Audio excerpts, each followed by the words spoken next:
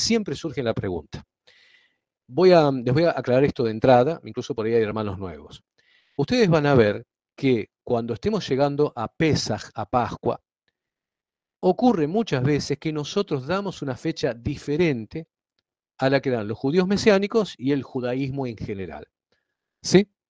Y siempre surge la misma pregunta y surge la misma pregunta, y sé que Emiliano es una persona con mucha paciencia y Emiliano siempre lo explica. Yo ya he escrito esto en otros momentos y no lo vuelvo a explicar, pero para que lo sepan.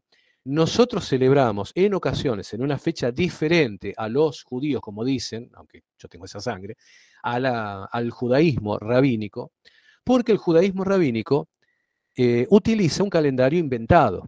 Cuando el templo de Jerusalén en el año 70 fue destruido por las tropas de Tito y Vespasiano, para construir precisamente el Coliseo, fue una de las cosas que hicieron, no sé si ustedes lo sabían, pero con lo que robaron del templo, se hicieron los trabajos del Coliseo. Por eso ir a mirar esa inmundicia que se encuentra en Roma es ofensivo, dicho al margen.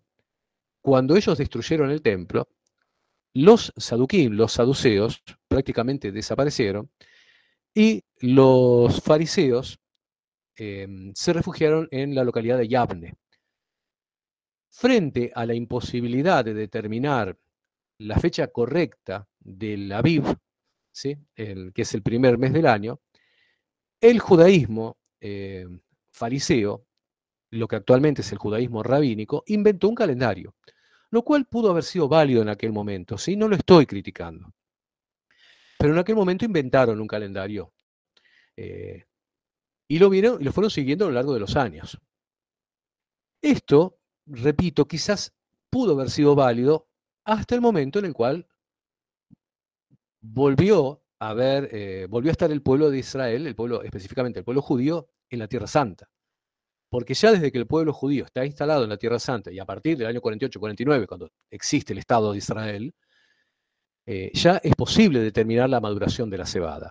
Sin embargo, el judaísmo rabínico ha permanecido con el calendario inventado de Gilel, el calendario artificial. Y de hecho, entiendo yo por desconocimiento, durante muchos años, aquellos que ingresaban en las raíces hebreas, creyendo que tenían que seguir o atender lo que el judaísmo que niega a Yeshua decía que era correcto, tomaban el calendario rabínico como el calendario correcto. Entonces dicen, bueno, Pascua es el 14 de marzo. Y ocurría muchas veces, y nos ha ocurrido no el año pasado, sino el anterior, por ejemplo, creo que fue, nos ocurría que nosotros decíamos, no, hay que celebrar Pesaj, yo por ejemplo el 21 de marzo. Y el judaísmo rabínico decía que celebrar el 14. Y muchas veces se da que había gente que entablaba discusiones y nos decía, no, ustedes están equivocados, hay que hacerlo tal fecha, porque los judíos lo hacen tal fecha. Y bueno, ingresar en esa clase de debates no es sano, no es beneficioso, no generaba ninguna utilidad. Ahora bien, como yo he dicho en otras ocasiones, no es la única posición que existe en el mundo, no es la del judaísmo rabínico. Hay muchos grupos judíos que no son del judaísmo rabínico, entre ellos uno que nombró uno de los hermanos el otro día, que son los Caraim, que siguen el calendario más correcto.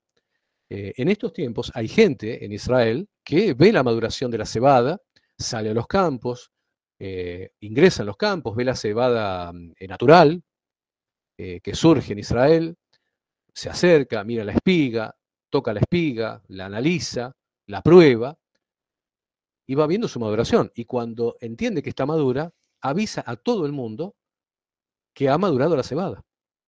Y entonces se declara cuándo es la fecha correcta para celebrar Pesaj. Y esa es la fecha que nosotros seguimos, ¿sí?